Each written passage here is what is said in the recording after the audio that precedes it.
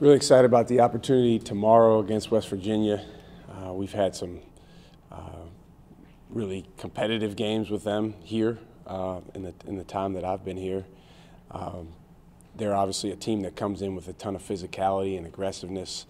They've got great size in their lineup, and the way that they play, their style is very attacking, in your face, aggressive. So I think the key for us is controlling all the things that we focus on that make up our identity on a daily basis. Things like energy, bringing a high level of talk on the defensive end, playing in a stance, helping your teammates by uplifting them through talk and through physical contact, and just staying focused on us, because it's really, really easy when you play a team like West Virginia to worry about things outside of your control. But I think our focus needs to be internal, and that's the case for any game moving forward, especially being in the Big 12. Questions? Matt seemed to play well the other night. Is that the kind of thing you need from him with the type of offense you use? Absolutely. It's huge. I mean, I told him after we played Providence, I believe he was 5 for 16 from the field, I said, you can't lead us in shot attempts, man. I mean, unless they're all layups. You got to get other guys shots. You've got to create plays for other guys, and obviously some of it's dependent on the way the defense plays, but I thought he did a really good job against Kansas State, who's as good defensively as anyone, of finding his teammates and getting guys shots. Now, assist numbers can be a little deceiving because you can make the same pass and a guy might miss it or a guy might make it, and when Jace makes 7 threes the other night, that elevates your assist numbers. But the key is creating high-level shots for your teammates, and Matt, he needs that at the front of his mind at all times. I told him a lot in the last week, get over yourself, man. Focus on your teammates, focus on making them better, focus on being aggressive, being a phenomenal defensive player, which I believe he can be. He did a nice job of that the other night, but that's one game. And the key for him to become that next level player from the level he's at right now, which right now he's a good college basketball player, the key to going up to being a very good college basketball player is consistency.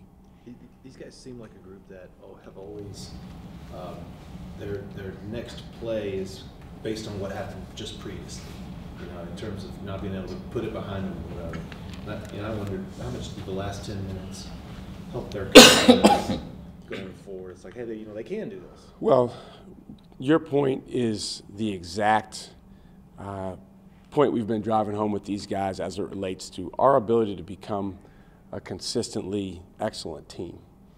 We've had moments of excellence. We've had stretches where we've been very good. Certainly on the defensive end, on the offensive end at times.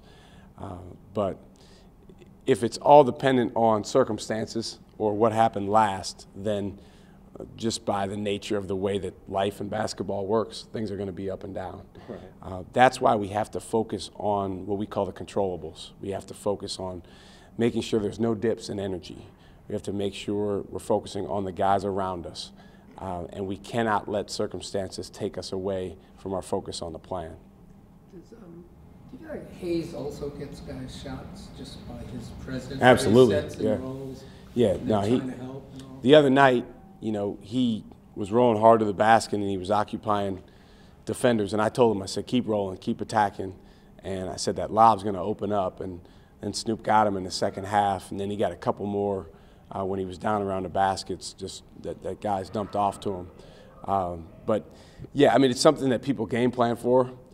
So what that means is they're making a conscious decision to say, hey, we're going to take extra defenders and we're going to try to take this guy away. And our guards need to understand that means they need to be all that much more aggressive in attacking the paint and getting in there, because sometimes Jackson's down there or whoever's at the 5 for us is down there, and our guard drives to pass, but really the defense is staying home, so they need to go shoot it. Coach, just how much of a boost do you think, your bench can give you guys going forward? You're all outside our bench is huge for us. It's really the key. And, we've changed our starting lineup some, but we really look at our team as having 9, 10 guys that can go in the game and impact the game in a positive way. But it has to start with energy, and it has to start with a defensive focus on coming in, getting your hands on the basketball, and adding to the fight that we show on that end. And when our guys that come off the bench do that, it goes a long way towards winning. Seems like every time Courtney's in on offense, he's like always hunting a play, whether it's with the ball, whether it's away from the ball. Yeah. What does that do to the offense in terms of maybe opening up some things and getting into some deeper action? Well, we needed that because early in that game, in the first half, you know, we had some other guards that weren't hunting plays as much, especially as the clock was winding down. And so what that leads to is either a shot clock violation or, you know, you not getting an aggressive look at the basket over the course of the shot clock. The thing about Courtney that's different than really almost anyone else on our team is he has absolutely no fear, and he has a lot of guts and toughness about him just naturally. Now, at the same time, half the time he doesn't know what he's doing. But that's actually an opportunity for growth. You know, if he can maintain that positivity of no fear and having the guts that he has, and then if he can continue to learn the intricacies of the game, how to come off a pick and roll at the right angle, how to read this defender or that defender. He's already a guy that's about 2-to-1 assist-to-turnover ratio, which is very, very good as a freshman. So his future is really bright, and we want to make sure he keeps attacking because we need him. He made a huge impact on that game the other night just by being aggressive. Where are you at with Royce and Jericho? Whoever brings the most energy to our team. Yeah. You know, we have what we call Juice, player of the game, which Juice is our word for energy, and Jackson won it. And it's all by minute, so it's not necessarily predicated on how many minutes guys played. So at that position, we have those 3 guys. We could conceivably even play Dylan or Kamaka at that spot if we went small. But it's all about bringing that level of energy to the floor. And obviously that becomes certain things when you're playing that big spot. It's grabbing the ball off the glass. It's sprinting the floor. It's being in a stance, anchoring our defense, talking and pointing to your teammates. It's sprinting on a screen and roll. All those things go into giving your team energy. So it is fair to say, not just with those 2 guys, but every guy, that you know, your minutes are determined by, you know, if you bring it. Absolutely, it has to be. We have, you know, a couple of guys I would say that have been here and have proven that, you know, most of the time they bring what we need them to bring, and they've shown that they can be really, really good players at this level. But even those guys, even Snoop, you know, who I would say has probably played the best for us overall, if he's not bringing what he needs to bring in terms of energy, every guy on our team needs to know that that takes away from where we want our team to be. So the other night at Kansas State, I give Snoop a lot of credit. You know, first half didn't go great for him. He had some foul trouble. The end of the half, there was a play where Jara took the ball from him, but he really did a good job staying in the fight and not losing his mind. There was a couple of plays where he was close, but he stayed with the game plan and what we needed him to do, and that went a long way towards us winning. Do you think that is starting to set in with your guys that, hey, you're not guaranteed to stay on the floor when you get out there? Yeah, I think it's more so than you and I talked about this. Is somewhat of a change in mindset for me, and I think they're starting to sense that more. Actually, our assistants have done way more of the substitutions than ever before because they know there's certain non-negotiables that we've discussed prior to the game. That, for instance, like if a guy doesn't dive on the floor for a ball, you know, Darren just knows. You know, get Royce off the bench and get him out of there, or you know, whoever it may be. So that's something as a staff we've decided. Now, again, the flip side of that, you know, what you hear from players, if you're yanking guys too much, is, man, you know, they don't let me play through mistakes. So we're not talking about missing a shot. We're not talking about, you know, you try to make the right pass, but it just didn't work out and there was a turnover. we're talking about is controllables. We're talking about bringing the energy you have to bring to your team, defending with the aggressiveness that we need, diving on the floor, going after to grab the ball. That's a big one.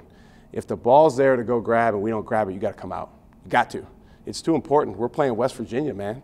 I mean, they got a bunch of guys at 6'8", 6'9", 6'10", that are trained to go after the ball at a high rate. So I think that's helping our guys, hopefully understanding that there's no wiggle room there. They have to do it. Along those lines, I mean, you played West Virginia, played them without Dean Wade. Kanate's not going to play tomorrow night. I mean, You sure? That's what they're saying. That's what they're saying. I mean, we'll see. But I mean, these are big opportunities, and that you got to get wins when you can, whether who's playing or not. Do they sense that? You know what, Brian? We focus on us. Right. You know, obviously, the other team. Each team has stuff going on. You know, within their team. You know, whether it's good, bad, whatever it may be. But if we get caught up in that, then it really takes us away from where we need to be. Last year, starting in January, we didn't have Andrew Jones. But I don't think teams we played were saying, well, they don't have Andrew Jones. So no, I mean, they were just trying to beat us, you know, and we were trying to beat them. And so you play against a team that goes out there on the floor. The other night, you know, we didn't know Stokes wasn't playing. Right. We find out before the game he's not playing. I told the guys in the locker room before the game, this changes nothing. It changes nothing. Obviously, a different guy's in the starting lineup. Here's the matchups. All right, but in terms of our game plan, our approach, the way that we want to be defensively, there's no adjustment. We want to continue attacking. Well, with a guy like Kanate, he's a shot blocker. Would that change anything you do?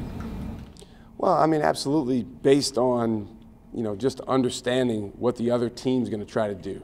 From a scouting perspective, it certainly, you know, changes things, who the other team has. Mm-hmm. But what I'm talking about is our core culture and belief and our mentality should not, will not, cannot change, regardless of who the opponent is, regardless of home and road, regardless of if a guy's hurt. Because if you look at the best teams, that's how they go about it. How is this West Virginia team different than the ones you've seen in recent years? Obviously, no Javon Carter, no Dexter. They're more front court oriented than they are back court, it seems now. Yeah, I mean, they've changed just in that the personnel change affects every team from year to year. They still play smash mouth basketball. They still play especially aggressively on defense. On offense, they still, you know, run some of the same actions where they're bringing guys off screens towards the basket that we've got to do a good job defending. On the defensive end, they're still pressing, not quite as much, but they're still pressing, and it's something that is still a key to the game, taking care of the basketball, making good decisions when the game does get sped up, not allowing that to make you lose your mind and take the wrong shots or run guys over. They're really good taking charges, very good blocking shots. So they're similar in that way. The main change is the personnel change. And, you know, it felt like Carter was on their team for 10 years. So, but, you know, make no mistake about it, they've got some guards that are very, very capable. Bolden, you know, went nuts on us up there last year, and we've got to do a good job on him. Hepa's background, is it too much to expect him to be a big contributor this year? He is a big contributor. He's a big contributor. He's helped our team in a lot of ways. He's one of the best guys on our team. I think #2 on our team per minute if you look at plus minus. So that's, you know, just in a basic way, when you're in the game, how many points does your team score and how many points does your team give up? And the reason that he helps that is he moves the ball really well. He is a threat to make outside shots. Even though his percentage isn't great right now, the other team knows we got to guard this guy, and that opens up the floor. On the defensive end, he's learning. He's got a long way to go, but at the same time, he's smart. He talks. He tries to do the things we're asking him to do.